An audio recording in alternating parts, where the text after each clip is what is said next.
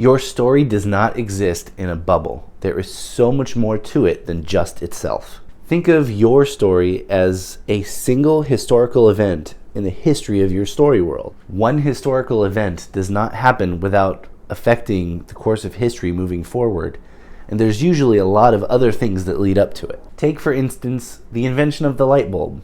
It didn't just happen one day. Things happened before, and things definitely happened after. Now apply this sort of thinking to your story. There are 3 major ways that you can explore the boundaries of your story world in order to flesh it out. The first one is obvious, and the one that major studios often go for. It is either the prequel, the sequel, or the spin-off. Sometimes they knock it right out of the park with a sequel.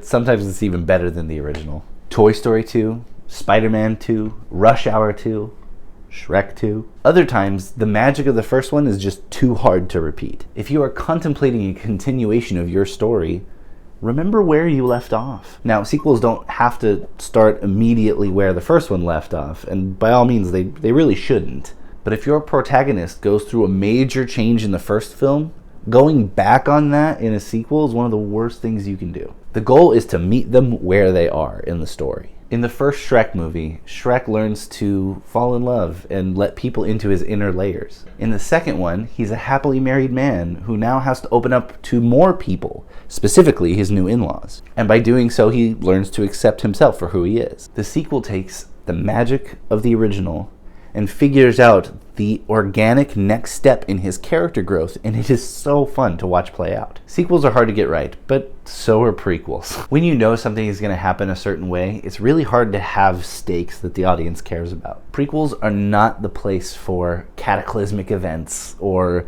elaborate set pieces because we kind of already know what does or does not happen in the story world. That is, unless we were mistaken. An interesting way to tell a prequel story is to take major events that were hinted at in the original story and tell us what really happened. History, after all, is written by the victorious. By subverting what we know to be historical fact in the world of your story can be enriching to the overall narrative. Another possibility is to set your prequel in a far distant past, like really far. The timeline of your story world can be as long as you want. Would you watch a story in the distant past of the wizarding world where people started discovering magic for the first time? I would. That sounds awesome. Spin-offs have the potential to be better than the original, but finding the right character to follow can be very tricky. The X-Men movies spin off into the Wolverine movies, and the Wolverine movies spin off again into the Deadpool movies. While the character of Logan is beloved in the original film franchise, his solo movies didn't do so well, at least initially. Finding the right story for him didn't really happen until Logan. Meanwhile, one of the worst films in the X-Men universe gave us Ryan Reynolds as Wade Wilson, who honestly was a tertiary character at best. This performance sparked a huge demand in the audience for more Ryan Reynolds as Deadpool content. And now those movies are very successful. So spin-offs can be done well, and it comes when you find the right character to follow and create the best story for them. Another, albeit less obvious way to expand your story is to offer a perspective shift. Let's say I made a film where aliens tried to take over Earth after it's been completely just destroyed by a zombie virus. I haven't done that, but let's say that I have. My new movie franchise is called Aliens vs. Zombies because I'm a very clever naming things type person. If the debut film in my franchise starts with my main character, who is now named Glorp, I can do a whole story about him reluctantly joining his species to try to colonize this scary new planet. Then I can do a book that tells the story from the perspective of a zombie woman named Michelle, who no longer has control over her corpse, but is still conscious and can experience everything that's happening. Now I've created a situation where the audience is privy to both sides of the conflict, and I can continue to make content for either side. And then the fandom can align themselves with their favorite perspective. Will you join the zombie horde, or will you suit up with the alien army? And then I can make a trading card game where you pick a side and battle each other. The point of a perspective shift is to create a conversation within your story world. If you only view the world from one perspective, you isolate the audience who may not experience life that way. And our third one is status quo, which is kind of similar to sequels and prequels,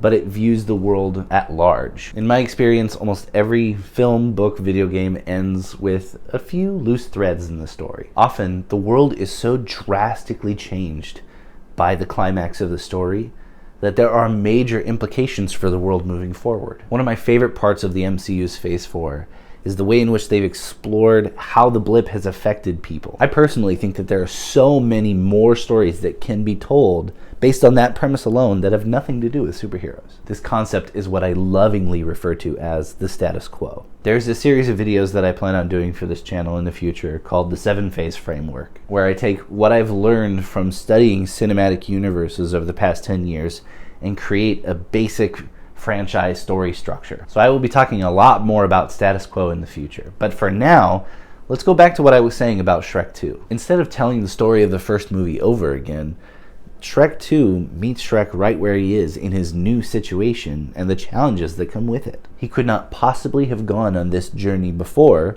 because he's only in this new situation because of the events of the first movie. Now let's apply that to your story world. What is the big earth-shattering event of your story world, and how does the world cope with this loss? This doesn't just apply to big, blockbuster, high-concept ideas either. If the entirety of your story takes place in a house, and your main character at the end loses something or someone, even a part of themselves, that can be your cataclysm. That can be your change in status quo. Now, what are the natural ramifications of that event occurring? How is the world transformed, however small that world may be? Maybe your story is about a really old man and a really old dog who never go out past the front yard. And at the end, the man spends his last days being comforted by his trusty companion. It's a sad but sweet story. Your audience is touched and they've cried tears of joy and of sadness. But then they get on social media and they start to theorize, well, what happens to the dog after that? Because the implications of your ending mean that the dog no longer has anyone to take care of it. And now it has to leave the comforts of the house and the front yard in order to survive. The implications of the major event that happened in this character's life